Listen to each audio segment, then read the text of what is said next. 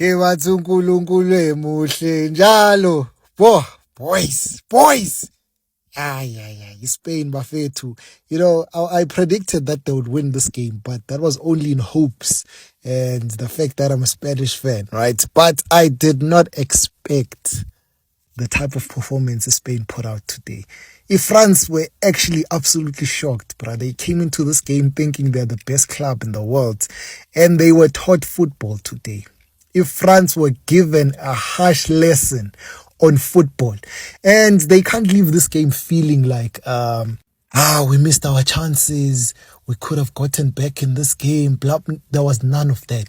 It was just utter dominance. So the main topic we were debating about yesterday was, how is Spain going to stop France? How are they going to stop that front four, right? And the answer was simple from my side. They will not get any chances if they don't have the ball. And that's exactly what Spain are going to do. They are going to keep the ball. If France are going to be chasing shadows throughout the entire game. And that's exactly what happened, man. If you do not have the ball, I don't care how threatening you are. I don't care if you have a Kylian Mbappe, Michael Olise, Ousmane Dembele. They will not do anything.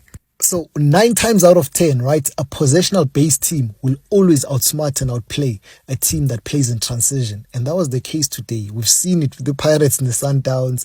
We've seen it with the Madrid and the Barcelona, right? Barcelona always have control of the game.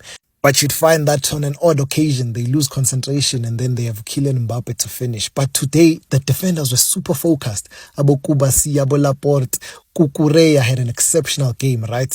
Pedro Porro even got a goal. They had no mistakes. They played a clean job. And you will not get a lot of chances if a team that plays possession-based football doesn't make mistakes. You probably won't get any. And that's exactly what we saw, right? Mbappe were relying on Kubasi losing concentration or maybe mistiming a tackle, and then they were going to pounce. And when they get that first goal, the dimension of the game changes, right? But Spain made sure we keep things solid at the back. Unai Simon was exceptional today.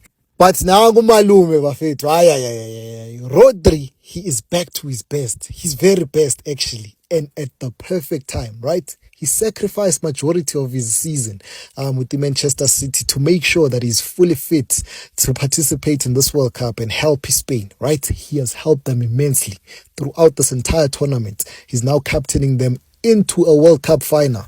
Absolutely amazing stuff, man. I did think Pedro would start, but he opted for Fabian Ruiz, right? And Fabian also had a brilliant game in the defensive aspects as well, because he was narrowing all the channels that Michael Olise normally exploits. He was always on top of him, his interceptions as well. Like Michael Olise couldn't dribble past Fabian Ruiz because the spaces in between Spain were so compact, right? You just needed to stretch your leg instead of chasing players around. So in terms of tactical discipline, absolutely spot on, man. Dani Olmo, we are starting to realize just how good of a team Spain are, right? Because all their players have been consistent now. We've always known Dani Olmo is an exceptional player, but it's the inconsistencies that have usually hindered his reputation. But now we are seeing a Dani Olmo who's been consistent from day one. He hasn't scored, I don't think he's assisted, but he's playing some exceptional football. You can say the exact same thing about Lamine Yamal, right? He didn't score, but he had an 8 out of 10 performance today. He disgruntled Dinya there in the left-hand side, gave away the penalty eventually. And he did his job, just like everyone else in that Spanish team did their job. Oyarzabal, right? He's involved in the first goal because, of course, he converts the spot kick. But look at his movement in the second goal to drag out Tulakwa. And then the space in behind there. Pedro Porro runs into it. Bafetu.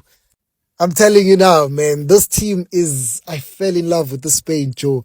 I remember I was watching Euros 2008 as a kid, right? And then I watched them in the 2010 FIFA World Cup. Again in 2012, right? You can imagine.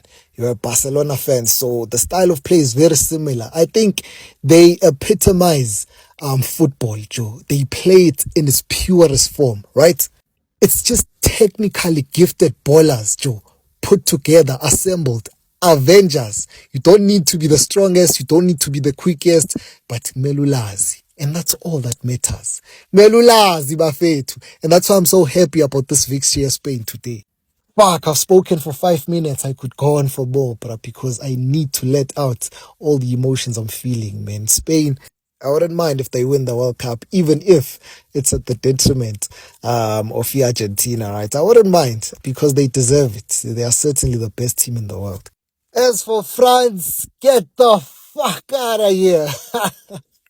if if you got this far, comment France out of here. You can include the F word if you want. It's up to you.